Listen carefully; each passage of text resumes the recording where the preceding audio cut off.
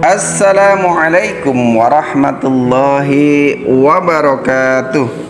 Alhamdulillahi rabbil alamin. Wassalatu wassalamu ala asrafil anbiya'i wal mursalin Sayyidina wa maulana Muhammadin wa ala alihi wa ashabihi ajma'in. Rabbi israh li sadri wa yassir li amri wahlul 'uqdatam min lisani yafqahu qawli, amma ba'du.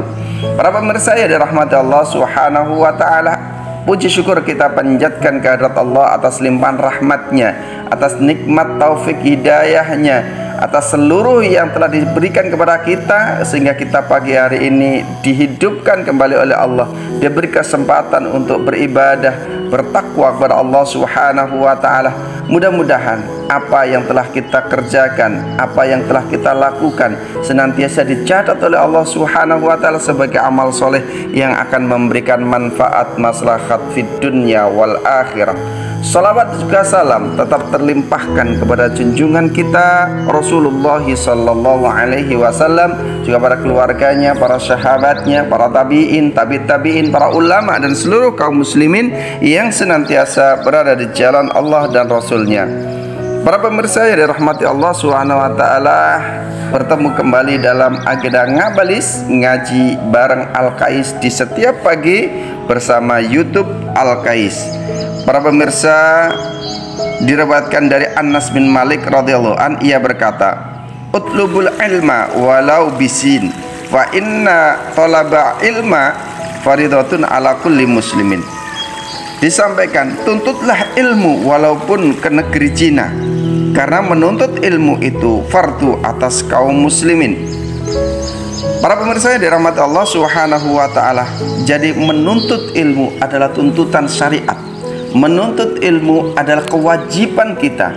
Wajib artinya jika ditinggalkan akan mendapatkan dosa dari Allah Subhanahu wa ta'ala. Jika dilaksanakan akan mendapat pahala yang luar biasa, mendapatkan keutamaan dan bahkan kemuliaan fid dunya wal akhirah. Karena itu, marilah kita senantiasa melaksanakan kewajiban ini yang telah difardukan kepada kita dari kita lahir sampai kita mati nanti. Karena itu, Al-Musayyab meriwayatkan dari Abu Bakar, dari Aun bin Abdullah, bahwa ada seorang yang datang kepada Abu Dzar Al-Ghifari radhiyallahu an dan berkata, "Saya ingin mempelajari ilmu, akan tetapi saya khawatir akan menyia-nyiakannya dan tidak bisa mengamalkannya."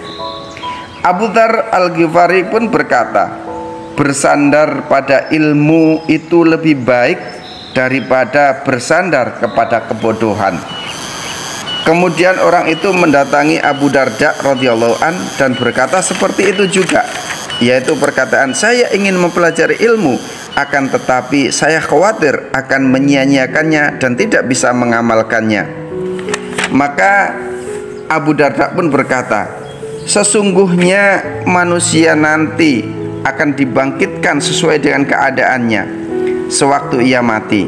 Orang yang pandai akan dibangkitkan sebagai orang yang pandai, dan orang yang bodoh akan dibangkitkan sebagai orang yang bodoh."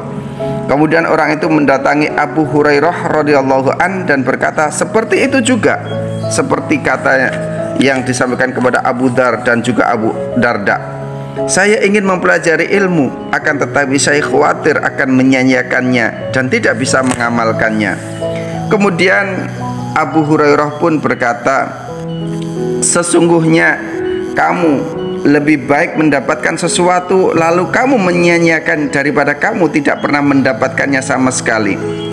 Para pemirsa yang dirahmati Allah Subhanahu wa ta'ala, ini ada sebuah kisah yang menjelaskan bahwa kebanyakan manusia dengan alasan yang banyak, bahkan alasan nanti kalau dapat ilmu saya tidak bisa mengamalkan bagaimana, maka mereka pun tidak mencari ilmu, tidak mencari tahu, dan tidak mencari pengetahuan tentang itu.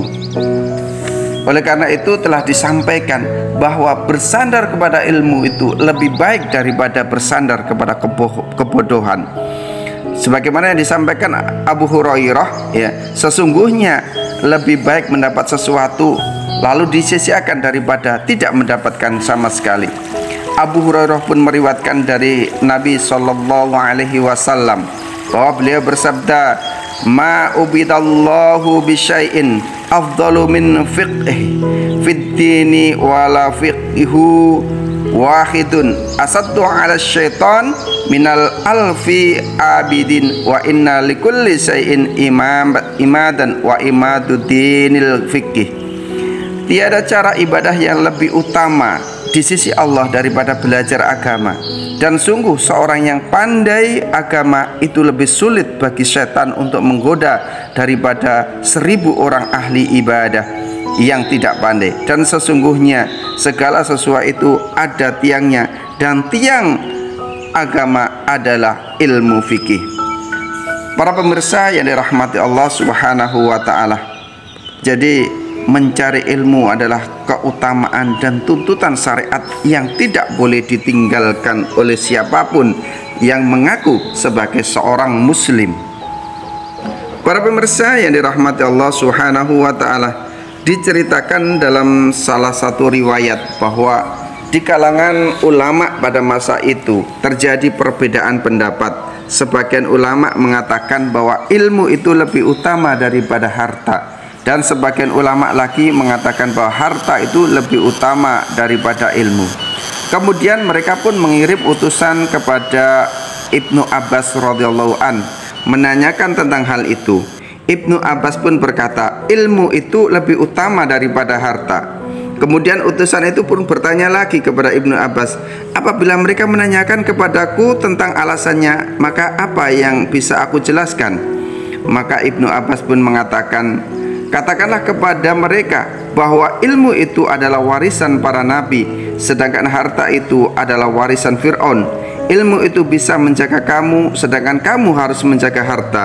Ilmu itu hanya diberikan oleh Allah kepada orang-orang yang dicintainya, sedangkan harta diberikan kepada orang-orang baik yang dicintai Allah maupun yang tidak dicintai Allah Subhanahu wa taala. Bahkan kadang-kadang orang yang tidak dicintai oleh Allah diberi yang lebih baik.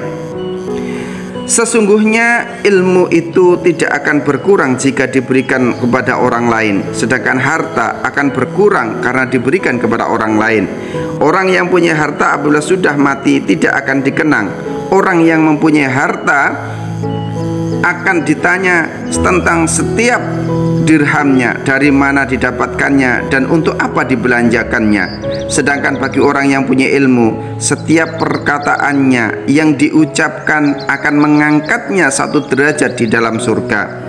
Sebagaimana yang diriwayatkan oleh dari Ali bin Abu Thalib karamallahu wajhah, ia berkata, manusia itu terbagi menjadi 3 kelompok, yaitu orang alim yang benar-benar takut kepada Allah, orang yang belajar untuk mencari keselamatan, dan orang-orang yang mengikuti kemana saja angin bertiup. Ali juga mengatakan ilmu itu lebih baik daripada harta, karena ilmu menjaga kamu, sedangkan kamu harus menjaga harta itu. Ilmu akan bertambah bila diberikan kepada orang lain. Ulama itu tetap hidup meskipun jasadnya telah tiada, karena pemikirannya masih ada. Abu Darda radhiyallahu an juga berkata, orang pandai yang mengajarkan dan orang yang diajar itu pahalanya sama. Manusia yang baik itu hanya ada 2 macam, yaitu orang yang mengajar dan orang yang belajar. Tidak ada kebaikan apapun selain kedua kelompok ini. Para pemirsa yang dirahmati Allah Subhanahu wa taala, oleh karena itu, selain menuntut ilmu itu adalah sebuah kewajiban, tuntutan syariat bagi setiap kaum muslimin, ternyata ilmu itu lebih utama daripada harta. Karena dengan ilmu itu akan menerangi dunia, sementara harta kita belum tentu mampu menyelamatkan kita di dunia, lebih-lebih ketika kita bertemu Allah kelak di akhirat. Oleh karena itu, marilah kita semangat untuk mencari ilmu, tidak berhenti dan tidak lelah untuk mengajarkan ilmu. Mudah-mudahan kita senantiasa dipertemukan kembali di surga Allah Subhanahu wa taala. Demikian, subhanakallahumma bihamdika asyhadu an la ilaha illa anta astaghfiruka wa atubu ilaik. Assalamualaikum warahmatullahi wabarakatuh.